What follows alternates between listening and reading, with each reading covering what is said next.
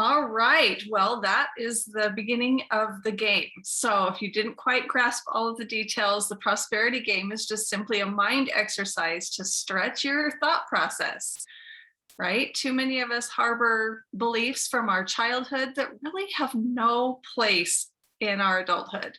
But when you were little, if you wanted a toy or you wanted a candy and you were told we can't afford that, that can literally plant that in your brain, where now as an adult, you are telling yourself that on a regular basis. I've learned to shift from that to we're choosing not to spend money on that today. It's a choice. We have it, we're not spending it on that. And I tell my children or my grandchildren that if I need to have that conversation, because I'm not going to give them everything they want, but I don't want to plant those negative beliefs around money in their head because it will literally hurt them as they grow older. So here we are older, we get to try and sift and sort and figure out what our blockades are.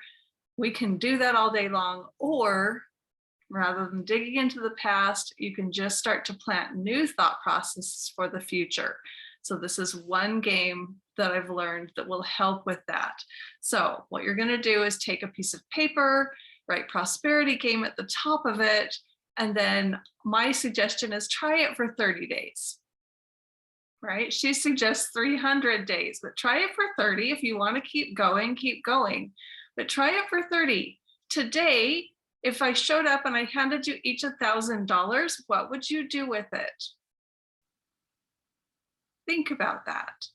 Tomorrow, if you were given $2,000, what would you do with that? Day 3, $3,000, day 4, $4,000. It just keeps increasing. So by the time we're on our 30th day, we should be having $30,000 to put towards something, in addition to the 29,000 from the day before and the 28,000 from the day before. It's just a fun exercise because your brain, like she said, doesn't know the difference whether you're going to the store and you're buying a new car or you're visually living in that vibration and that resonance of going and buying a new car.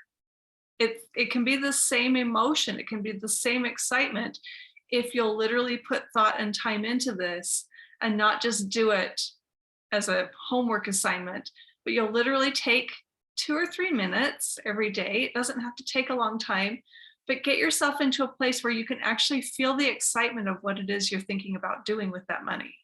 Feel the emotions that you would feel if you were doing it. That's the key. It's not just a case of, oh, day 1, I'm going to pay a bill. And you write it down and you go on your day. No, you need to get into the mindset where you're sitting down, you're picturing yourself paying off the bill, you're picturing a big paid in full stamp being placed on that bill. It's paid in full. It's not going to show up in your mailbox the next month because that obligation is satisfied. And feel the excitement and the joy and the relief or the whatever that feeling can be of just, that's no longer a part of my life. That's gone. That obligation is fulfilled. But that's the magic of it, is get into the mindset of it. I played with this a couple of months ago on a big project. It was a $60,000 project. And I didn't know where we were going to find $60,000 right now to do it, but I really felt like it needed to be done and it needed to be done now. And I did this process, not with the day-to-day, but with the getting in the vibration of how it would feel when it was done. And it took me about 20 minutes the first day and got less time each day after that I would visualize this project done. And it got to the point that I was so excited looking at the empty spot every day. Every day I'd walk by it and I'd get so excited. It would just bring this joy up in me and this excitement up in me. And it was literally like 3 weeks before it was done. And Eric posted something on a Reddit channel about how quick it had been done and just got eaten alive. People were furious. They're like, we've been waiting for 6 months and it's still not done. And then he happened to tell him how much we spent. And then he got lit up again because it was a third of what anybody else would have spent. Actually, it was less than that. It was the amount that I had pictured it done for. And actually 2,000 less than the amount I had pictured it done for. So The interesting thing to me though is that now when I see it done, I don't feel the same joy that I did when I was in the creation mode. And that's when you know you're hitting it correctly.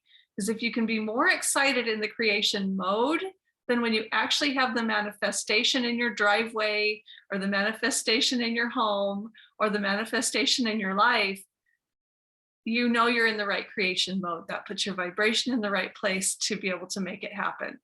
This might be a deeper conversation than some of you are ready for. This is a mind work that I've been on for a long time, but I know it works. We did this with our house inadvertently. I didn't even understand the process, but now looking back, I can see all the times that we manifested and all of the mind work that we did to get in the house that we're in. And you look at the paper side of it, you look at the details of it, it doesn't make any sense that we got this house. Not from any standpoint. We were number 16 in line. We didn't have the history. We had gone from making not enough money to making too much money, and the banks wouldn't give us a loan. Like, we just had all these obstacles against us, and yet we got the house. And it's because of the mind work that we did. Eric and I were in this house walking through it on a regular basis, visualizing where we would put things, how we would, decorate it, what it would look like. Feeling, in fact, to the point, and I'll end on this because we're running long. It got so funny because one day Eric stopped in on his way home from work and was walking this house while it was being built, right? There was nobody in it. We just watched the building process of this house. And he was walking through one day and realized there were dishes on the counter. And he stopped short and opened a cabinet, and there were dishes in the cabinet.